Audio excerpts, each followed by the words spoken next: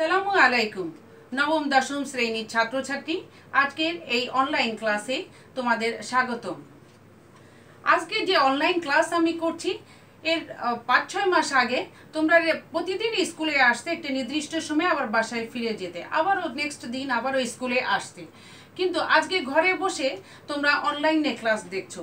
এখানেই তোমরা যে একটা পরিবর্তন এসেছে, সেই পরিবর্তন, ব্যাপক একটা পরিবর্তন সারা বিশ্বে, এই পরিবর্তনটা তোমরা বুঝতে পারছো এবং তোমরা সহজেই বলতে পারবে যে আমরা যে বিষয়টি নিয়ে আলোচনা করছি, আমরা যে বিষয় নিয়ে আজকে আলোচনা করব, এটা বাংলাদেশের সামাজিক পরিবর্তন, অধ্যায় 15। এবং এই অধ্যায়ের, এই সামাজিক পরিবর্তনের এই অধ্যায়ের যে অংশটুকু আমি আলোচনা করব, তার শিক্ষণফল অর্থাৎ এই অধ্যায় পাঠের শেষে যা জানতে পারবো, সামাজিক পরিবর্তনের ধারণা সম্পর্কে ব্যাখ্যা করতে পারবে এবং সামাজিক পরিবর্তনের উপাদান সম্পর্কে আমরা জানতে পারবো। তাহলে সহজেই আমরা এখানে বুঝতে পারছি যে সামাজিক পরিবর্তন কি। তোমাদের কাছে জিজ্ঞাসা করলে তোমরাও সহজে বলতে পারবে যে একটা অবস্থা থেকে সমাজ ব্যবস্থা অন্য আরেকটি অবস্থার রূপান্তরই হচ্ছে সামাজিক পরিবর্তন। এবং এই সামাজিক পরিবর্তন এটা কখনো মন্থর বা ধীর গতিতেও হয়, আবার কখনো দ্রুত গতিতেও এই সামাজিক পরিবর্তনটা হয়ে থাকে। সমাজ বিজ্ঞানের ভাষায় সামাজিক পরিবর্তন হচ্ছে যে সমাজের কাঠামো এবং সমাজ সংগঠন বা মূল কাঠামোর পরিবর্তনই হচ্ছে সামাজিক পরিবর্তন। প্রতিটি সমাজেরই মূল কাঠামো গড়ে ওঠে সেই সমাজের উৎপাদন ব্যবস্থা এবং সেই উক্ত ব্যবস্থার সঙ্গে সম্পর্কযুক্ত যে পেশার যে ব্যক্তিবর্গ রয়েছে তাদের মধ্যে সামাজিক পরিবর্তনটা হয়। এবং এই সমাজের মৌল কাঠামোর মধ্যে রয়েছেই কিছু উপরি কাঠামো, অর্থাৎ আমরা সমাজে বসবাস করতে গেলে আমাদের যে সমাজের আইন কানুন নিয়ম রীতিনীতি সংস্কৃতি রাজনীতি এর সঙ্গেই আমাদের জড়িত থাকতে হবে এবং এর মধ্য দিয়েই আমাদের চলতে হবে। তাহলে সমাজ পরিবর্তন বলতে বোঝাচ্ছে সমাজ কাঠামো এবং সমাজের যে উপরি কাঠামো, অর্থাৎ সমাজের মৌল কাঠামো এবং উপরি কাঠামোর পরিবর্তনই হচ্ছে সামাজিক পরিবর্তন। এবং সামগ্রিক কথা, যেটা মোট কথা, সামাজিক পরিবর্তন বলতে বোঝাচ্ছে যে একটা জাতীয় জীবনের সামগ্রিক ব্যবস্থার যে পরিবর্তন, তাই হচ্ছে সামাজিক পরিবর্তন। কারণ এক সময় ছিল যে মানুষ বনে জঙ্গলে বসবাস করত এবং তারা হিংস্র জীবজন্তু জানোয়ার এগুলি ভক্ষণ করত এবং তাদের লজ্জা নিবারণের জন্য তারা গাছের বাকল পাতা এগুলি তারা পরিধান করত। কিন্তু আস্তে আস্তে আস্তে সেই সমাজ পরিবর্তন হয়ে এখন কোথায় সমাজ চলে গিয়েছে যে তোমরা ঘরে বসে অনলাইনে ক্লাস এখন দেখতে পাচ্ছ। তো এটাই হচ্ছে সামাজিক পরিবর্তন। এবং এখান থেকে তোমরা খেয়াল করো যে সামাজিক পরিবর্তন বলতে কি বোঝায় ব্যাখ্যা করো, এই ধরনের কোশ্চেন, অনুধাবন কোশ্চেন থাকতে পারে, অথবা সামাজিক পরিবর্তন কি।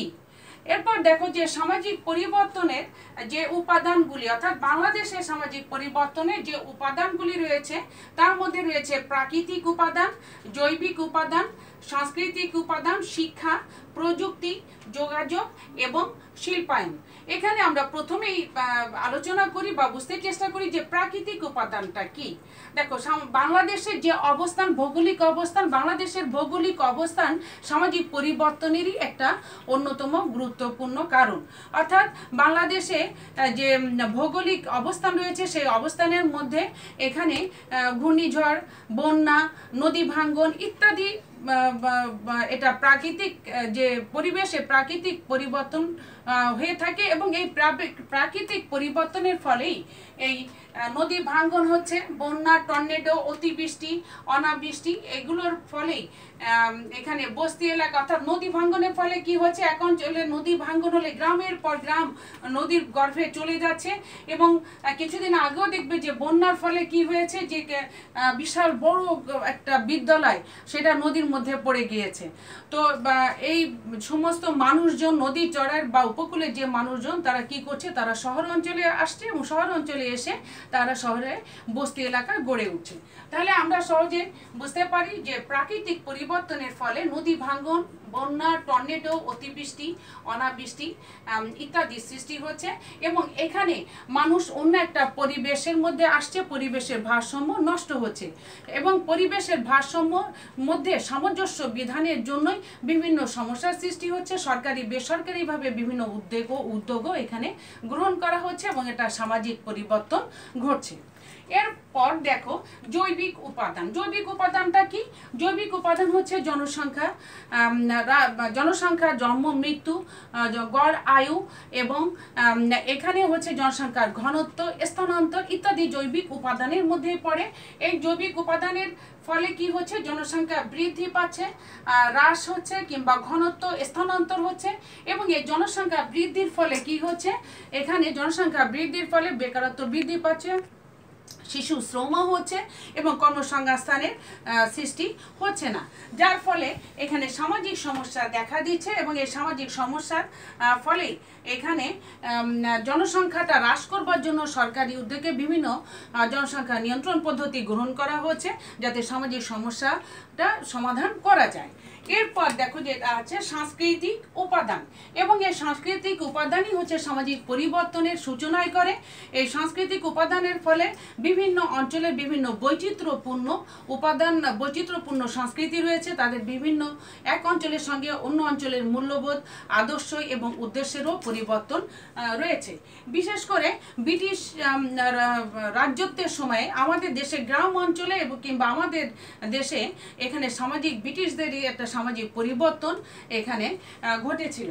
তাছাড়া এই সাংস্কৃতিক উপাদানের ফলে কি হচ্ছে? মূল্যবোধের পার্থক্য হচ্ছে এক অঞ্চলের সঙ্গে অন্য অঞ্চলে এবং এই সাংস্কৃতিক উপাদানে বিভিন্ন ভ্রমণ কাহিনী, পাঠ্য বই কিংবা মহামানবদের আদর্শ এবং উদ্দেশ্যগুলি, মহামানবদের বিভিন্ন আদর্শগুলি এগুলি অনুসরণ করে মানুষের মূল্যবোধ, নতুন নতুন আদর্শ, নতুন দৃষ্টিভঙ্গির সৃষ্টি হচ্ছে এবং এখানেও মানুষের সামাজিক পরিবর্তন হচ্ছে।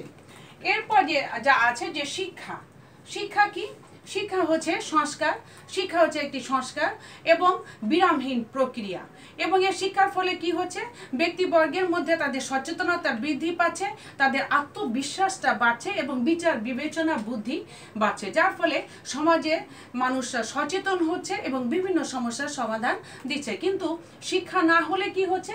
মানুষের মধ্যে এই অন্ধত্ব, অজ্ঞতা, নিরক্ষরতা এগুলি বেড়ে যাচ্ছে। এই শিক্ষার ফলে নারী সমাজেরও অনেক উন্নয়ন ঘটেছে। শিক্ষা গ্রহণ করে নারীরা কর্মমুখী হয়েছে এবং তারা বিভিন্ন সামাজিক আন্দোলনে উদ্বুদ্ধ হচ্ছে এবং তাদের যে অধিকার, নারীর অধিকার, সে নারীর অধিকারের সচেতনতা সৃষ্টি হয়ে বিভিন্ন আইন প্রণয়ন হয়েছে, যেমন পারিবারিক আইন, যৌতুক আইন, বাল্যবিবাহ নিরোধ আইন ইত্যাদি আইন তৈরি হয়েছে এবং নারীর ক্ষমতায়ন ঘটেছে। এরপর দেখো প্রযুক্তি। প্রযুক্তি বলতে কি বোঝাচ্ছে? যে বিজ্ঞানের প্রায়োগিক দিক হচ্ছে প্রযুক্তি। তাহলে এই প্রযুক্তি ফলে মানুষের মানসিক এবং সামাজিক প্রভাব বিস্তার, মানসিক এবং সামাজিক গঠনটা হচ্ছে এবং এই প্রযুক্তির ফলেই মানুষের দুইটি প্রভাব রয়েছে, একটি হচ্ছে প্রত্যক্ষ প্রভাব এবং আরেকটি হচ্ছে পরোক্ষ প্রভাব।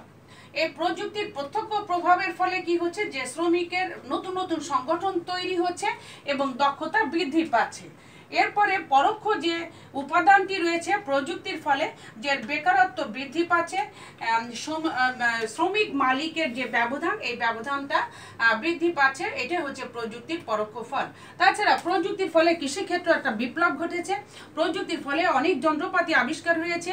আগে যেখানে আমাদের দেশের যে কৃষকেরা, অর্থাৎ তারা যে লাঙ্গল জল নিয়ে মাঠে যেত, সেখানে কৃষিক্ষেত্রে নতুন নতুন প্রযুক্তি ব্যবহার করার ফলে অনেক উন্নতি হয়েছে।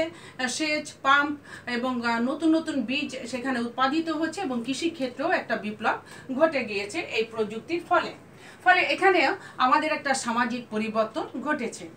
এর ফলে দেখো যোগাযোগ ব্যবস্থা। যোগাযোগ ব্যবস্থাটা কি?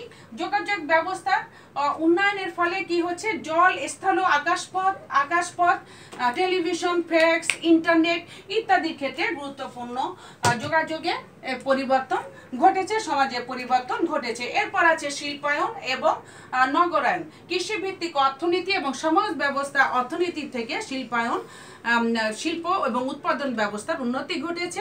ব্যাপক শিল্পায়নের ফলে নগরায়নের সৃষ্টি হয়েছে। এখানে একটি সৃজনশীল কোশ্চেন আমি দিয়েছি, এই কোশ্চেনটা তোমরা ভালোভাবে দেখবে এবং কোশ্চেনটা তোমরা তুলে নিয়ে এর উত্তরটা তোমরা লিখবে।